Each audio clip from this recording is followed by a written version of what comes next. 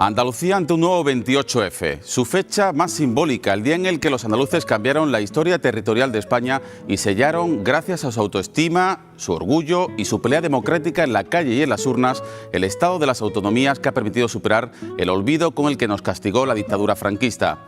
En el ADN de 8 Andalucía está, como siempre, defender la autonomía andaluza plena, al más alto nivel, sin privilegios respecto a otros territorios, pero tampoco sin agravios del pasado que algunas voces centralistas ultraconservadoras o nacionalistas independentistas pretenden recuperar ahora. Con este compromiso irrenunciable les ofrecemos esta noche un especial del 28F con nombres propios de la autonomía andaluza, con dirigentes que en estos 34 años dieron pasos al frente en defensa de la identidad y los derechos de Andalucía. Pero si hay un hijo predilecto de Andalucía que simboliza la lucha por la autonomía, además del expresidente Rafael Escuredo, a quien también escucharemos en unos instantes, es un jurista, un exministro que renunció al ministerio que dirigía para coger las maletas y venirse a su tierra para defender a Andalucía ante la cerrazón del gobierno obtuso de entonces. Con Manuel Clavero Arévalo, naturalmente con todos ustedes y por Andalucía, vamos esta noche y siempre, y hoy más que nunca, a por todas.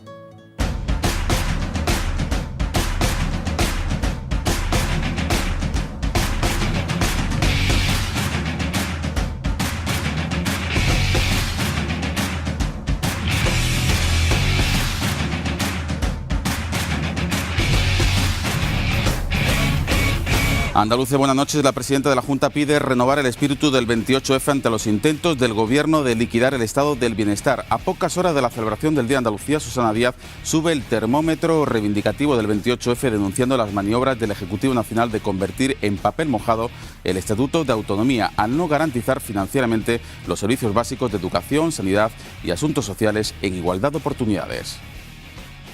Hoy más que nunca es necesario que no nos arrebaten lo que tanto trabajo costó conquistar a muchas generaciones de hombres y mujeres de nuestra tierra.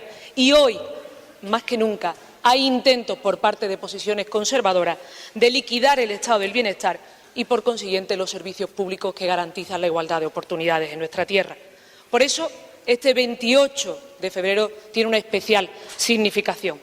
Denuncia de la presidenta de la Junta en consonancia con la declaración institucional del 28F, en la que la Junta acusa a quienes se opusieron al proceso autonómico andaluz de usar argumentos falsos para liquidar el Estado autonómico que también le ha sentado a Andalucía. Gracias a la autonomía, hoy tenemos el sistema público de salud mejor de España, un sistema público, universal, gratuito y de calidad. Gracias a la autonomía, contamos con una educación pública eficiente que nos hace a todos más iguales. Gracias a la autonomía, Andalucía dispone de 10 universidades y por primera vez en muchas familias hay ya una generación de titulados superiores. A todo esto replica el ministro de Hacienda, Cristóbal Montoro, quien en una entrevista esta misma tarde en la cadena SER niega que el Gobierno esté asfixiando financieramente a las comunidades para restarle autonomía y utilizaba este tono displicente hacia la presidenta de la Junta. Bueno, me sonrío y todo porque, mire, lo que estamos haciendo desde el Gobierno central, y eso lo sabe muy bien la Junta de Andalucía, lo sabe especialmente bien su presidenta, es financiar el estado de bienestar en Andalucía. Es un contrasentido. Estoy seguro que la presidenta de la Junta de Andalucía tiene muchísimas mejores cosas que decir para el buen entendimiento de todos y desde luego el buen entendimiento y el correcto entendimiento entre las administraciones en España. A todo eso, Izquierda Unida ha convocado una movilización en la calle para reclamar los derechos de la ciudadanía frente al austericidio del Gobierno central.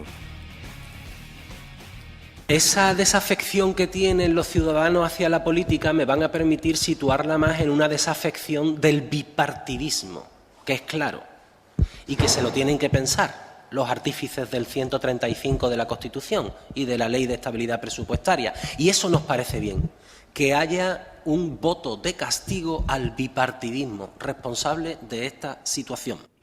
Eso en la calle, en el Teatro de la Maestranza, ensalzaremos, como siempre, el orgullo de sentirse andaluz, como encumbró el año pasado Antonio Banderas. Salgamos de nuevo a las calles de nuestra tierra para gritar lo que no pudo salir de tu garganta, que somos un pueblo que respira libertad, que el andaluz camina sin miedo a perder su identidad, pues esta está soldada a lo más profundo de su alma, que entre el ser o no ser, Andalucía siempre eligió el ser, que reconocemos nuestra imperfección y en esto solo vemos un estímulo para seguir creciendo, que en estos días turbios y confusos no podemos correr el riesgo de convertirnos en aquello que criticamos, que para vivir la vida hay que mirar hacia adelante, pero para entenderla hay que mirar hacia atrás. Por eso me apoyo en ti, Manuel José, y te digo que en estos momentos difíciles Andalucía para mí no es una región o un pueblo, un sentimiento, una idea, un proyecto. Andalucía es para mí en estos momentos una necesidad, la respuesta a mis preguntas más trascendentes. Por eso vuelvo y nunca me separo del todo, porque al sentir el palpitar de esta tierra me conmuevo, entiendo el ritmo de la vida y acepto la certeza de la muerte. Lo digo frente a la memoria de un hombre que entregó su vida por una Andalucía libre, España y la humanidad. Quien le toma el testigo será otro artista de las sensaciones, el rockero Miguel Ríos. Saludan los aliados de la noche. Bienvenidos al concierto. Recordaremos también a todas nuestras medallas, aunque nos permitirán que nos detengamos en la amiga y compañera, la periodista María Esperanza Sánchez. Ayúdanos a conectar solo. Fue una sorpresa muy grande, la verdad. Me llamó la presidenta, me sorprendió enormemente la noticia, me quedé un poco sin saber muy bien qué decir, porque verdaderamente me parece que es algo que yo, desde luego nunca había pensado yo que podía estar en este trance, para nada, y me parece que es algo tan importante realmente que todavía estoy bastante abrumada y preguntándome muy bien por qué yo. María Esperanza Sánchez, quien ha recibido numerosas felicitaciones. Destacaremos dos: el artículo que firma Amparo Rubiales en el Grupo Yolí y el mensaje de su amigo del alma, Iñaki Gabilondo. Que este es un reconocimiento de justicia y que honra a quien ha honrado y sigue honrando cada día con un amor, con una dedicación y con una convicción tan profunda a esa tierra que desde luego nos hace a todos pues tener la seguridad de que esa es una tierra que tendrá futuro mientras siga habiendo gente como María Esperanza y mientras Andalucía siga teniendo sensibilidad para galardonarlas. Y en la alegría y la reivindicación recordaremos a uno de nuestros andaluces más universales, el genio Paco de Lucía, quien seguramente mañana será recordado en los discursos, como ayer lo hizo con una emoción desbordada el Carnaval de Cádiz gracias a la comparsa de Antonio Martín.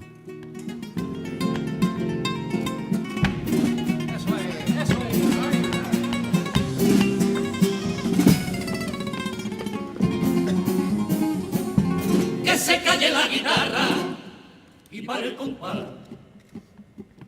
que le pongan al bordón un crespón negro, que en el cielo camarón le cante por solear. Ay, qué penita, compadre, al más grande de los genios, que el arpegio de la noche se haga eterno como él. Pues del 28F, de la autonomía, de su futuro, del papel que debe jugar Andalucía en el futuro debate territorial. ¿Qué papel tiene que jugar Andalucía, insistimos, en esta lucha enconada con posturas en las antípodas? Pues de todo ello vamos a reflexionar aquí en A por Todas esta noche en compañía de Javier Aroca, de Carlos Rosado, de Amparo Rubiales y de Concha Caballero, a quienes ya saludamos. Amparo Rubiales, buenas noches. ¿Qué hay? Buenas noches, Fernando. Bienvenida, Concha Caballero. Un placer contar contigo. Igualmente, Carlos Rosado, ya un veterano aquí en esta tertulia. Aquí, fuera de aquí. Fuera de aquí. Igualmente veterano, Javier Aroca. Igualmente fuera de aquí también. No te molesta lo de veterano, ¿no? No, hombre, hay coñac que me gustan más, pero bueno. Os pido un titular, porque enseguida vamos a irnos a la entrevista con Manuel Clavero Arévalo. Un titular. ¿Cómo vais a vivir mañana el 28F? Os pido mucha brevedad, porque enseguida escuchamos al profesor. Bueno, yo lo viviré la mañana en los actos de la Junta y la tarde con mi hija que cumple años, que me pasa todos los años. O sea que es un doble placer el 28F para mí. Desde luego, esperando los actos de la entrega de medallas, y tengo interés también en saber qué va a decir Miguel Ríos. Amparo. Pues yo especialmente bien, porque por dos símbolos: una mujer por primera vez es presidenta de la Junta de Andalucía, que para mí es un sueño que voy a ver, que nunca pensé que iba a poder ser realidad. Yo fui consejera de presidencia hace 32 años y ahora tener una mujer presidenta de la Junta y luego tengo una medalla de Andalucía, que es mi amiga María Pilar de Sánchez, que se la había merecido hace mucho tiempo. Venga, telegrama. Bueno, este día me causa cierto cosquilleo, porque me habla de mi tierra, me habla de... ¿Y cuánto trabajaste en el segundo estatuto? Y me habla de mi futuro, y me habla de toda nuestra gente, ¿no? De las raíces a las que pertenecemos. Y sí, y a esa segunda oleada que intentamos transmitir la ilusión que fue el Estatuto de Autonomía, que todavía está por florecer. Javier.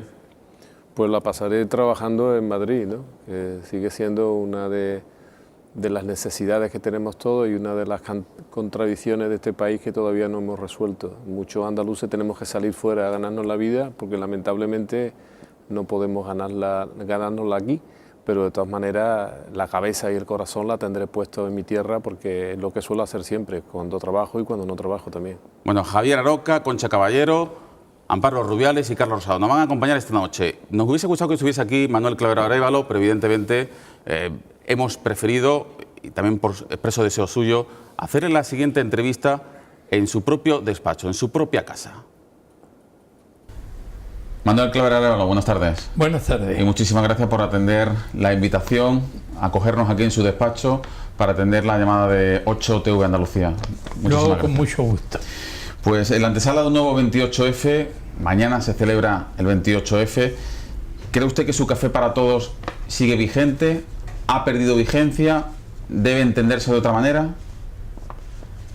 Yo creo que sigue vigente porque ¿qué pensarían la mayor parte de las comunidades autónomas españolas si son las autonomías con más poder, con instituciones garantizadas, con más competencias, solo fueran 2 o 3?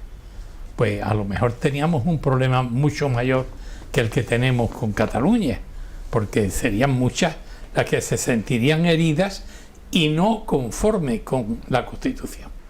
Señor Clavero, la Junta de Andalucía en su declaración institucional del 28F ha denunciado, ha alertado sobre el uso de argumentos falsos para intentar derrocar el actual Estado autonómico. Aquellas voces que se opusieron hace 34 años que parece que emergen de nuevo para intentar cargarse la igualdad del Estado autonómico que consagró el 28F. ¿Usted comparte esta reflexión? Yo creo que tiene razón la presidenta de la Junta de Andalucía, porque efectivamente estoy viendo que sobre todo desde el punto de vista de la derecha más recalcitrante, se consideran que el régimen de las autonomías no ha fracasado, cuando realmente yo creo que le ha dado a España pues 30 y tantos años de mejora, de mayor nivel, sobre todo de mayor participación, de cercanía del poder al pueblo, y yo creo que hoy en día, además de españoles, nos sentimos andaluces o extremeños o castellanos o cántabros o gallegos, y yo creo que eso es bueno para España. Yo creo que esas personas, bueno, ¿para qué le iba a decir yo preguntar si ya se lo han preguntado? ¿Quieren ustedes volver al sistema centralizado? ¿Quieren ustedes mantener el Estado de las autonomías? ¿Quieren ustedes un Estado federal? La mayor parte se inclina por el Estado de las autonomías. Pero ¿debe Andalucía temer esas voces que cuestionan el Estado de las autonomías o no? Pues yo creo que sería un error, porque Andalucía ganó la autonomía por la vía única. Que la ganó fue Andalucía por el 151. Es decir, la Constitución, a diferencia de las constituciones que ha habido en España, la de la Primera República, no distinguió entre, allí se llamaban estados, entre unos y otros estados que formaban España. La Constitución del 31 tampoco. La única que lo estableció fue la Constitución del 78 y establecía que, aunque no las mencionaba, pero decía las constituciones que han tenido estatuto antes de esta Constitución, no eran más que Cataluña y el País Vasco, o las que plebiscitaron estatuto, no era más que Galicia, tendrán las siguientes atribuciones. Se les garantiza Parlamento, elegido por sufragio universal, Consejo de Gobierno y Tribunal Superior de Justicia, y las competencias máximas. Por el contrario, las demás, entre las cuales estaba Andalucía, no se les garantizaba ninguna de estas instituciones y las competencias eran mucho menores. Frente a eso, nos levantamos muchos andaluces y yo conseguí que el presidente Suárez ordenara incluir en la Constitución el artículo 151, que lo redactamos en mi casa de Madrid, yo entonces ministro, lo redactamos Miguel Herrero de Miñón, que era uno de los padres de la Constitución, y yo. Y ahí establecimos que las demás comunidades que no eran Cataluña, el País Vasco y Galicia, podían llegar al mismo rango siempre que se sometieran a un sistema muy duro, como fue el que se sometió a Andalucía. Ninguna otra lo hizo. Y por eso hoy en día, si se pusiera en plano de volver otra vez a una desigualdad entre unas comunidades, Andalucía tendría que estar en la primera. Eso es indiscutible. Si usted cree que están utilizando la crisis económica como coartada para intentar derrocar la igualdad que consagró el 28F. Sí, bueno, yo creo que la crisis está produciendo evidentemente una situación mala en España, pero esa es mala en Andalucía y en Cataluña. Cataluña tiene unas deudas tremendas y nadie le plantea una cuestión. El País Vasco tiene un sistema privilegiado y Navarra también. Bueno, más que el País Vasco es las 3 provincias cada una del País Vasco, que son Guipúzcoa, Vizcaya y Álava. Tienen cada una un sistema que es el que quiere tener Cataluña. Bueno, pues yo creo que si la crisis ha producido, como es natural, porque es un fenómeno europeo y yo diría que mundial, que ha producido dificultades, esas las mismas las ha producido en Andalucía que en cualquier otra comunidad española y en el Estado. Y en el futuro o en el presente inmediato, ¿qué papel cree usted que debe jugar Andalucía en el futuro debate territorial de España? Con posturas tan enconadas en las antípodas, el centralismo más conservador, el desafío soberanista catalán, el pacto foral vasco. ¿Qué papel debe jugar Andalucía en ese choque de trenes? Yo creo que el sentido actual que tiene el 28 de febrero, en un momento en que hay aspiraciones de reforma, es que Andalucía no pueda ser menos de la que más. ¿Y puede ser garante del equilibrio Andalucía? Sí, yo creo que realmente el triunfo de Andalucía el 28 de febrero fue un triunfo que no solo fue de Andalucía, sino que hoy en día todas las comunidades que no son Cataluña, el País Vasco, Galicia y Andalucía tienen competencia, Parlamento, Tribunal Superior de Justicia. Es decir, que creo que el triunfo del 28 de febrero fue un triunfo nacional. ¿Usted cree que la deriva soberanista catalana tiene marcha atrás? Yo creo que la deriva soberanista, como usted acertadamente la ha calificado, es llevar a Cataluña a un callejón sin salida. Yo creo que eso no es posible. Y no es posible, primero, porque la Constitución española no lo permite. La soberanía nacional radica en el pueblo español. Referéndum solo lo puede convocar el Estado. Eso en primer lugar. Pero en segundo lugar, pensando ya en los catalanes, como si nosotros fuéramos catalanes, ¿esto es conveniente para Cataluña? Si triunfara la independencia en Cataluña, Cataluña no solo se saldría de España, sino de Europa. ¿Y esto qué significa? Pues significa que Europa, los países de Europa, entre los cuales está España y como parte de España Cataluña, pues se monta en 3 principios. principio de libre circulación de personas. Es decir, para ir a Francia, a Portugal, a Alemania, no tenemos que llevar pasaporte. Tenemos libertad de movimiento de personas.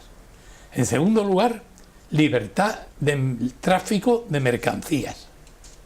Es decir, que para vender productos de Cataluña en España no hace falta pasaporte.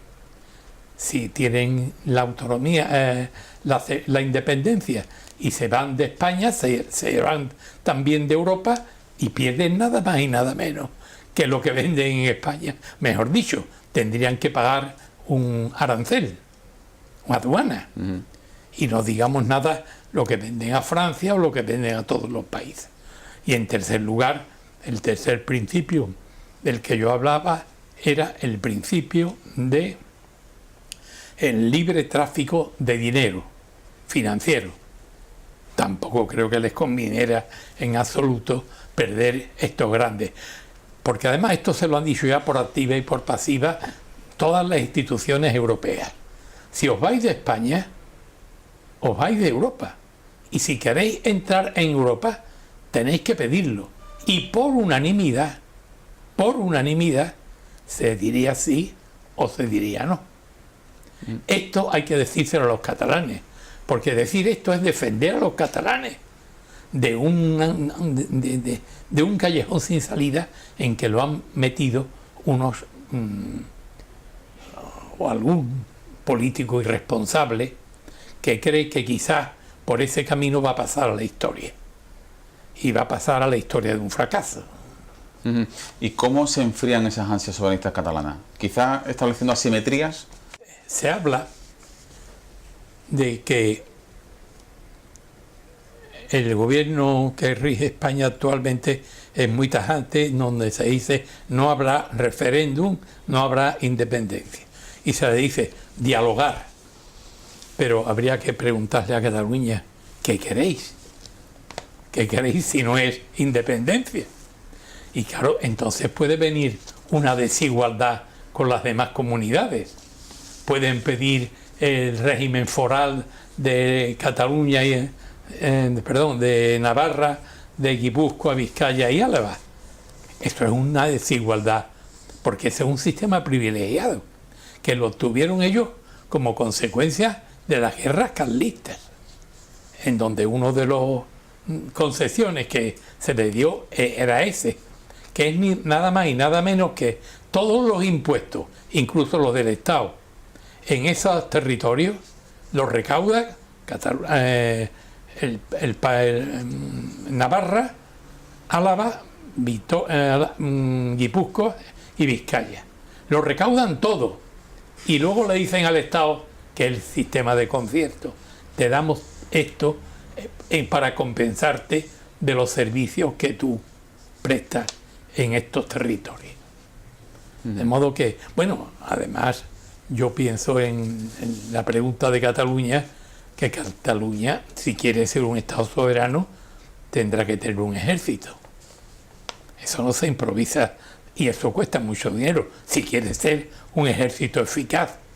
Y tendrá que tener no estas oficinas diplomáticas que tiene, sino tendrá que crear un cuerpo diplomático y embajadas no en los países donde le interese, sino en todo el mundo.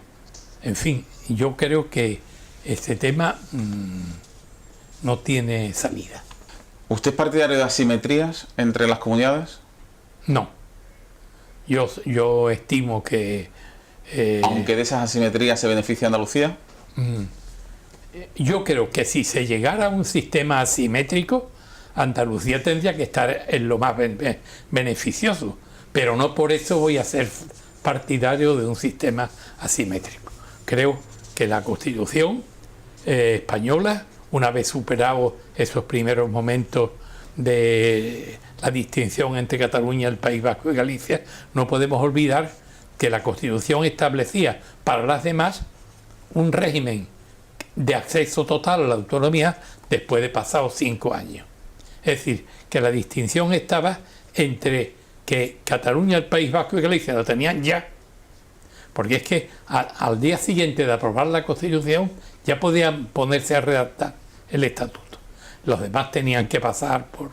Y yo creo que logrado ya que todas las comunidades tengan parlamento, Consejo de Gobierno y Tribunal Superior de Justicia y unas competencias que prácticamente son las mismas. Claro, Extremadura no va a tener competencia en materia de puertos, pero no es todo es por una diferencia política, sino por una diferencia geográfica, ¿no?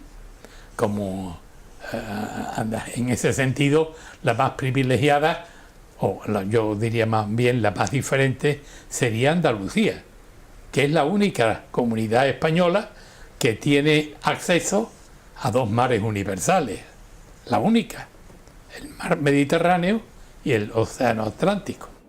Manuel Clavero Arévalo, hijo predilecto de Andalucía, uno de los padres de la autonomía andaluza. Hacemos una pausa obligada para la publicidad y volvemos a ver, en este caso, la segunda parte de la entrevista en su propio despacho y ya entramos en análisis con Javier Aroca, con Concha Caballero, con Carlos Rosado y con Amparo Rubiales.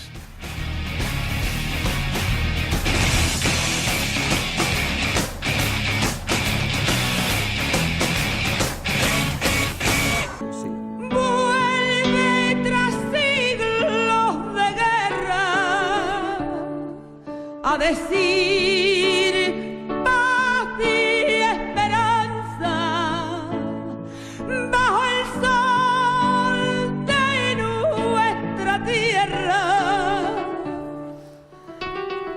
Esta noche vamos a por todas con el Día de Andalucía, con un especial de 28F y con un invitado especial. En su propio despacho nos atendía Manuel Clavero Arévalo. ¿Usted cree que los estatutos de autonomía han quedado en papel mojado tras la decisión del Constitucional de tumbar el Estatuto catalán? No, yo creo que no. Yo creo que el Estatuto catalán se pasó una barbaridad y arranca todo esto del error de Zapatero, antes de ser presidente del gobierno. Yo creo que aspiraba a ello, ¿no? Pero cometió la irresponsabilidad de decirle en Cataluña: yo, si llego a presidente del gobierno, defenderé el estatuto que apruebe el Parlamento de Cataluña. Claro, el Parlamento de Cataluña hizo un estatuto que realmente no podía aprobarse. Es más, cuando llegó a Madrid hubo que rebajarlo. Y las Cortes, por ejemplo, había un artículo: Cataluña es una nación. Esto se quitó, y se quitó con el consentimiento de los catalanes. Yo creo que la negociación del arreglo del estatuto tal como vino de Cataluña a como pasó por las Cortes, la hicieron Zapatero y más. Luego, el Tribunal Constitucional, que ante los recursos que se interpusieron, fundamentalmente del Partido Popular y del Defensor del Pueblo, pues yo creo que tardaron una infinidad de tiempo en resolverlo. Y se diga frente a lo que dicen los catalanes, yo creo que la sentencia del Tribunal Constitucional fue muy favorable para Cataluña, porque la mayor parte de los estatutos que consideró inconstitucionales lo hizo bajo lo que se llaman técnicamente sentencias interpretativas. Es decir, no anulo tal artículo si se interpreta de tal manera. La mayor parte de las anulaciones eran por esa vía interpretativa. ¿Cómo contentamos a todas las autonomías que están a disgusto con el sistema de financiación autonómico actualmente? Porque está descontento Cataluña, está descontento Madrid, está descontenta Andalucía, está descontenta Valencia. Y se abre el melón de la financiación autonómica de nuevo. Sí, yo creo que ese será siempre un problema difícil de resolver, en donde hay que tener en cuenta criterios muy variados: población, riqueza, lo que se paga en Cataluña o que se paga en Andalucía en relación con una comparación de la riqueza, sobre todo lo que se recauda por IRPF, es decir, la contribución de la renta. Eso que yo creo que hay que tenerlo muy en cuenta. Y luego negociar. Pero negociar, creo yo, que sobre esas bases, pero sentándose en una mesa en la que no haya líneas rojas, sino que se pueda discutir todo. Y no olvidando algo muy importante, que está en el artículo 2 de la Constitución: el derecho a constituirse en comunidades autónomas bajo el régimen de solidaridad. Es decir, que las que más tienen, que las que más recaudan, las que tienen mayor riqueza, tienen que darle a las que tienen menos. O sea, esos fondos de compensación, de solidaridad, son innegociables. Sí, eso puede ser más o menos. Probablemente esto no hay quizás quien se lo crea, pero la más solidaria, Madrid. La más solidaria, Madrid. ¿Usted sería partidario de la publicación de las balanzas fiscales? Creo que tienen el riesgo de ser, pero por lo menos nos damos cuenta de lo que en cada comunidad se ingresa, se paga y se recibe. Yo creo que es una buena información. ¿Usted cree que el gobierno está limitando las competencias de las autonomías mediante la asfixia presupuestaria, como No. denuncian algunos partidos? Yo creo que no. Yo creo que el gobierno ha creado ahí una especie de banco para las comunidades autónomas a las que le está dando dinero a manos llenas, entre ellas Cataluña. Cataluña, muy dado a la independencia, lo que tienen que gobernar es los problemas de industria, de paro, de sanidad que tienen, que no le pagan a los farmacéuticos, que tiene Madrid que dar el dinero. La historia autonómica ha sido una historia de éxito para Andalucía. Evidentemente la autonomía la ha sentado muy bien, pero no podemos ocultar que tenemos muchísimos problemas, casi los mismos problemas que hace 34 años. Hemos avanzado, pero quizás no lo suficiente. ¿Qué ha fallado? Porque parece que el modelo era bueno, pero ¿ha fallado la gestión? Bueno, Andalucía, yo creo que la autonomía le ha servido mucho para mejorar las infraestructuras. Es decir, si comparamos las redes de carreteras, tanto las estatales como las comarcales y las de la comunidad autónoma, con las que había, no digamos el AVE, en fin, yo creo que hay aspectos en donde se ha mejorado enormemente. Ahora, desde el punto de vista de los niveles de renta de los ciudadanos, ahí no hemos mejorado. Y ahí es donde un nuevo sistema de financiación autonómica y una buena regulación del régimen financiero andaluz podría corregir alguno de estos defectos. ¿Qué valor da usted a los movimientos que ha hecho la presidenta de la Junta de Andalucía, Susana Díaz, de reunirse con Artur Mas, con el rey, para situar a Andalucía al frente de este debate territorial en España? Yo valoro mucho lo que ha hecho Susana Díaz, tanto al visitar ya por 2 veces al rey, cosa que en tan poco tiempo casi ninguna comunidad Inédito, ha hecho, ¿verdad? Y en cierto modo le ha hecho ver a España que Andalucía es importante. En segundo lugar, tampoco es frecuente que los presidentes de comunidades autónomas visiten a Cataluña y se reúnan con Mas. Y esto menos en los momentos actuales. Y que diga allí que la unidad de España es fundamental para el socialismo. Decirlo allí, donde sabemos que hay una división entre el PSC y el PSOE, me parece, y que le diga a una socialista, me parece que tiene un gran valor. Manuel Clavero Arévalo, apelo a sus sentimientos. ¿Qué siente usted cada 28F? Pues siento que me jugué mi carrera política. Yo era ministro, yo había defendido para Andalucía el 151, y cuál fue mi sorpresa cuando el partido del gobierno en el que yo estaba, la UCD, decidió en un referéndum tan difícil como era el referéndum del 151, decidió recomendar la abstención. Es decir, que el referéndum aquel no bastaba ganarlo porque el sí fuera superior al no, sino porque el sí llegara al 50% del censo. Dicho sea de paso, un referéndum como ese no se ha hecho en la historia de España.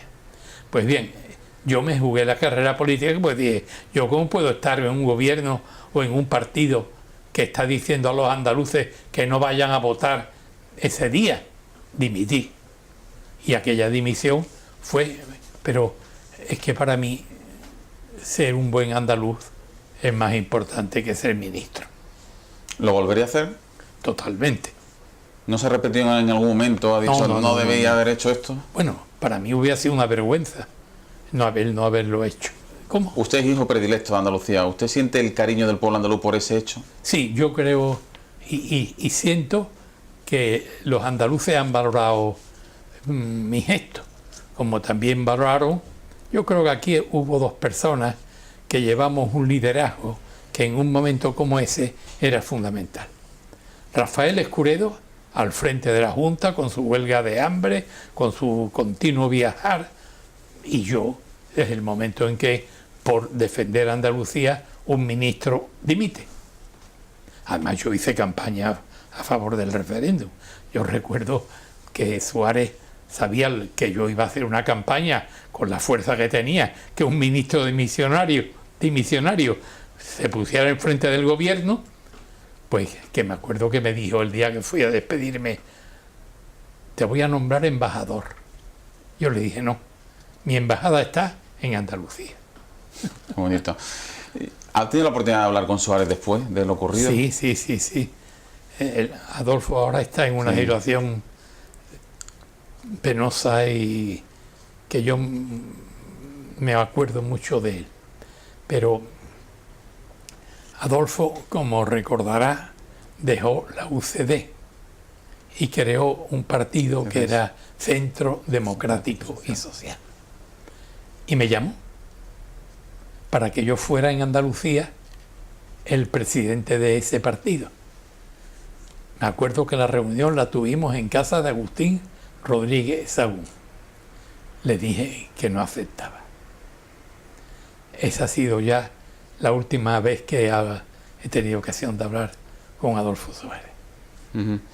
¿Alguna vez ha pensado usted, que ha escrito tantos libros, tantos volúmenes jurídicos, ha pensado en escribir algún libro sobre el 28F? ¿Cómo lo vivió usted? Sí, esto es posible y deseable, porque esa es una... Bueno, hay muchas cosas, pero ese libro... ¿No está escrito? Sí, porque es fundamental para la historia de Andalucía. Podríamos decir que Andalucía, con la Constitución del 78, nace gracias al 28 de febrero. Ya por último, señor Claver Arévalo, lanza un mensaje a los ciudadanos, a los andaluces, a los telespectadores que nos están viendo en estos momentos en 8TV Andalucía. ¿Cómo deben vivir el 28 de febrero? Bueno, yo creo que los andaluces el 28 de febrero tienen que tener ante todo un sentimiento, el sentimiento de ser andaluces, porque es una fecha en la que el pueblo andaluz pues se levantó frente al poder, se levantó pacíficamente, porque ahí no hubo la más mínima problema de violencia pacíficamente se levantó frente al gobierno de Madrid y digo, nosotros queremos ser tanto como la que más. Y lo consiguió. De modo que eso es lo que yo creo que los andaluces en un día como el 28 de febrero tienen que sentirse orgullosos. Don Manuel Claver Arévalo, muchísimas gracias por atendernos y feliz día de Andalucía. Muchas gracias por pedirme esta entrevista. Don Manuel Claver Arévalo, hijo predilecto de Andalucía, uno de los padres de la autonomía andaluza, quien nos atendió días atrás en su propio despacho, en su propio domicilio. Y decía al final prácticamente que no se ha escrito el libro del 28F. Y les pregunto ya a los tertulianos y entramos en materia, ese libro, ¿cuándo se va a escribir? ¿Quién debería escribirlo? ¿Y cómo debe publicarse? Carlos. Hombre, hay gente que ha escrito ya sobre eso. Lo que ocurre es que no coincide. Y al final van a aparecer diversas historias sobre el 28F que no son coincidentes, ¿no? Aunque es verdad que la visión de Claveros es una visión de autoridad, pero creo que hay otros líderes en este momento ya en el retiro que tienen una visión completamente diferente del 28F y de todo el proceso, digamos, de resolución del problema autonómico con la sustitución de la autonomía y tal, todo lo que dio lugar luego al reenganche de Almería y tal, ¿no? Donde el Partido Andalucía tuvo un papel muy importante, aunque no precisamente brillante, ¿no? A ver, Amparo. Desde mi punto de vista. Bueno, yo creo que el 28 de febrero quien tiene que escribir sobre él es Rafael Escuredo. Yo creo que Clavero tuvo un mérito enorme, que ha habido muchas personas. Bueno, quien tiene que escribir el libro es el pueblo andaluz, pero como el pueblo andaluz no puede escribir el libro porque no es un ente físico, como persona que lo representó y que supo entender lo que era necesario para Andalucía y que cogió una bandera que había otras muchas personas y otros partidos políticos que la habían sacado antes, pero Rafael Escuredo es que lo hizo incluso sin que en su propio partido político, en el Partido Socialista Obrero Español, hubiera ese sentimiento que Rafael fue capaz de entender, de comprender y de conseguir. Hemos extraído unos pasajes, enseguida escuchamos a Concha Caballero y a Javier Aroca, hemos extraído unos pasajes de una experiencia, una grabación que ha liderado, ha auspiciado la Fundación Alfonso Perales, con Amparo Rubiales, con Rafael Escuredo y también con el propio Manuel Clavero, en el mismo lugar donde nosotros hacíamos la entrevista días más tarde. Vamos a ver al expresidente de la Junta de Andalucía. El legado del 28 de febrero es un legado que viene a decir algo que se recogió en una frase feliz que el pueblo andaluz dijo: no queremos ser más que nadie, pero tampoco menos. Acuerdos con Cataluña hoy, mañana con Euskadi, con Andalucía también, porque si no, hemos hecho un pan con unas tortas. Nos quedamos con esa bandera del 28 de febrero, de un pueblo que sale a la calle, construye país, Andalucía, y luego, transcurrido el tiempo, hay que negociar, hay que resolver el problema de Cataluña. Claro que hay que negociar y que hay que resolver el problema de Cataluña, pero no a costa de Andalucía. A ver, Javier, Concha. Bueno, yo... No, es que estaba reflexionando sobre lo que decía Rafael y lo que habéis comentado. Es que en todos los partidos el 28 de febrero supuso una revolución interna. O sea, las cúpulas de los partidos políticos, de ningún partido político, tenía una clara conciencia andaluza y de la importancia de la autonomía andaluza. Y de hecho todos habían pasado por alto el que en la Constitución apareciera una autonomía de primera y una autonomía de segunda, ¿no? Y entonces fue todo una rebelión que evidentemente se protagonizó por parte de algunas fuerzas políticas y de algunos sectores sociales, y que consiguió conectar perfectamente. Fue un momento de conexión mágica entre el poder político y la ciudadanía, absolutamente mágico, porque fue la ciudadanía la protagonista. En ese sentido es verdad, debería describir su historia. Es que los jóvenes, a mí entonces me cogió muy, muy jovencita, los jóvenes estábamos absolutamente ilusionados con la idea de la autonomía andaluza, del cambio político que se podía producir en Andalucía, ¿no? Y íbamos a todas las manifestaciones, a todo lo que se convocaba, porque compartíamos ese camino que se estaba abriendo, ¿no? Entonces, ese momento mágico de unidad entre el poder político y la calle, pues también es algo que hoy en día se echa especialmente de menos cuando hay tantísima separación. Es que ya no es que no haya conexión, no, es que se ha abierto prácticamente enorme, un foso, ¿no?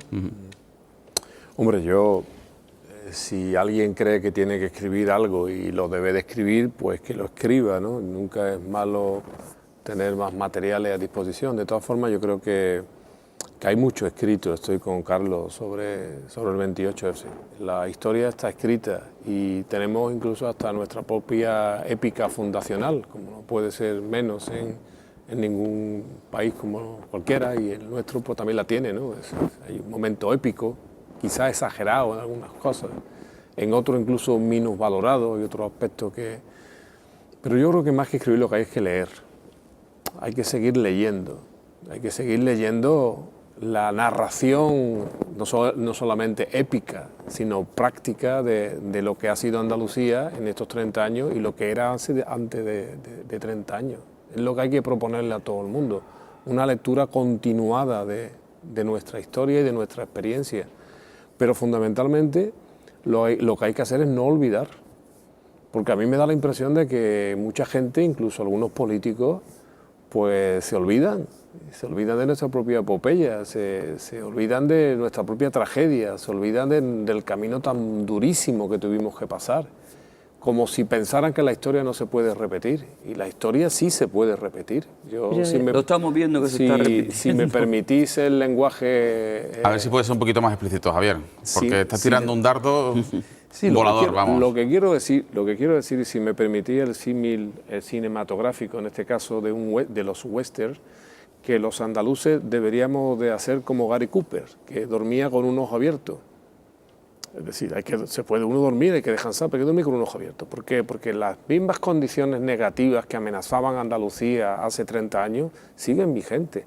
El pueblo andaluz ha cambiado y ha cambiado muchísimo, pero muchísimo. Y no voy a referir a las infraestructuras, a nuestra salud, no. Quiero decir que ha cambiado mucho mentalmente, pero es que me da la impresión de que los enemigos inveterados de Andalucía y de la España plural, de la España descentralizada, siguen existiendo y parecen que últimamente están echando músculo. Por tanto, hay que leer, no podemos olvidar. Y sobre todo hay que hacer una cosa cotidiana que ha dicho antes el presidente Escudero. Yo creo que hay que hacer país. Yo creo que quizás los andaluces en ese sentido nos dormimos un poco. Hay que hacer país cada día. Andalucía cada día tiene que echar más músculo, ser más fuerte, ser más consciente de lo que es. Y no solamente me refiero en términos identitarios, sino en términos de vertebración, es decir, saber lo que son nuestras instituciones de autogobierno, cómo se pueden comportar, qué pueden hacer, qué utilidad tiene. En estos días, y antes creo que tú lo decías, ¿no? Hombre, la derecha, alguien lo ha dicho, hasta el propio profesor Clavero ha dicho, la derecha, y sobre todo la derecha, no sé, ha utilizado la palabra extrema o algo dicho, más radical creo que ha dicho, sigue siendo enemiga de la descentralización política. Hay que recordar que al principio incluso alguna izquierda era escéptica. Sin embargo, hoy la utilidad del Estado de las autonomías aliada con el Estado del bienestar y con el poder político para poder poner en práctica las políticas de igualdad frente a un enemigo centralizador y contrario al Estado del bienestar está haciendo que alguna izquierda todavía dudosa se esté reconvirtiendo a las virtudes de lo que significa un país autogobernado y autónomo. Quiero decir, y por resumir, el enemigo existe, sigue existiendo, incluso siempre estuvo allí. Siempre estuvo allí, agazapado, más poderoso. ¿Por qué ahora se vuelven a emerger? Por empezar a introducir, porque nunca les gustó. Yo creo que cuando lo dije, creo que Amparo... Pero se está utilizando la crisis como coartada. Estuve una vez en un encuentro con Amparo, creo que allí lo dije por primera vez, cuando apenas hablábamos casi nadie entonces de la crisis, y diría, esta crisis seguramente se llevará por delante o intentará llevarse por delante a dos cosas, el estado de bienestar y el estado de la autonomía. Se está cumpliendo, y no es porque yo me las quiera dar de profeta, pero yo creo que hay que ser... Hay más cosas. Sí, pero el enemigo existe, el enemigo no había desaparecido, el enemigo estaba hibernado, no sé si haciendo cobada o estaba en una osera durmiendo, pero lo cierto es que el enemigo surge y le surgen además aliados, todavía más aliados de los que antes podían tener, porque hay una alianza económica, una alianza mediática, una alianza... Es que yo creo que la crisis ha irrumpido, ha dado la justificación a la gente que tenía esa posición política, que se corresponde además con la derecha política andaluza. Digo con la derecha política andaluza en su cúpula, porque después el hecho autonómico andaluz está en la calle y la gente quiere Andalucía y quiere la autonomía andaluza, ¿no? Pero la élite política de la derecha andaluza nunca la ha asumido la autonomía con fuerza. De hecho, ha jugado siempre a la contra del desarrollo autonómico. Pero es que la crisis le ha dado la oportunidad perfecta para hacerlo. Entonces, en la crisis, que ha cogido una sociedad absolutamente desmovilizada, que ha cogido una sociedad muy consumista y muy poco acostumbrada a luchar por sus derechos, también hay que decirlo, pues en ese momento de desmovilización social ha metido las tijeras y la ha metido exactamente contra los servicios públicos, contra la autonomía, porque son lo mismo, gran parte de la misma, son dos caras de la de la misma moneda. Cuando el señor Montoro y cuando otros dirigentes políticos del PP hablan de recortar el gasto, de recortar el poder autonómico, de lo que están hablando es de privatizaciones sanitarias, de recortes educativos, de acabar con leyes como la ley de dependencia, etcétera. Pero todo eso lo sabemos. Ahora, mi preocupación es, para que siga existiendo el 28F, lo importante no es recordarlo, que también es importante, enseñarlo, recordarlo. Lo importante es renovar el proyecto político, tener nuevas ilusiones, nuevas inquietudes, nuevos proyectos para el desarrollo de nuestra tierra. Y yo creo que eso ahora mismo está haciendo falta como el comer en nuestra comunidad autónoma. Pero yo creo, Concha, que efectivamente no sirve estar reivindicando solo el 28 de febrero, pero sí recordarlo. O sea, recordarlo sí, porque otros pueblos y otros territorios de España tienen su día nacional, su fecha. Y es que el hecho histórico del 28 de febrero es tan importante como puede ser el hecho más significativo de cualquier país, de cualquier lugar de Europa, por no irme a otro sitio. Es que es algo que marcó un antes y un después, no solo en la historia de Andalucía, que por supuesto, sino que marcó un antes y un después en la historia de España, porque el Estado de las Autonomías, del que tanto hablamos, no existía. El Estado de las Autonomías, la Constitución no lo denomina así. El Estado de las Autonomías es una denominación que se produce a posteriori como consecuencia del 28 de febrero, que el 28 de febrero cambia, no iba a haber este modelo, iba a haber el otro modelo. Y nosotros fuimos, este pueblo fue el que lo cambia. Entonces, Escuredo en esa entrevista, yo no sé si lo recogéis o no, lo dice en algún momento, fue nuestra autodeterminación. Ahora que está tan de moda hablar de autodeterminación, bueno, pues el pueblo andaluz se autodeterminó el 28 de febrero. Ese día decidió coger su destino en sus manos y decir, yo quiero, pues también se ha dicho, no ser más que nadie, ni menos que nadie. Nosotros queremos ser diversos pero iguales. Y eso es contra lo que está. La crisis económica está yendo contra la igualdad. Contra la igualdad en todo y contra la igualdad también entre los territorios. Venga, vamos a hacer una segunda pausa, volvemos y escuchamos nuevamente a la presidenta de la Junta de Andalucía y al ministro Montoro, ahora que se ha abierto el debate sobre la financiación en las comunidades autónomas.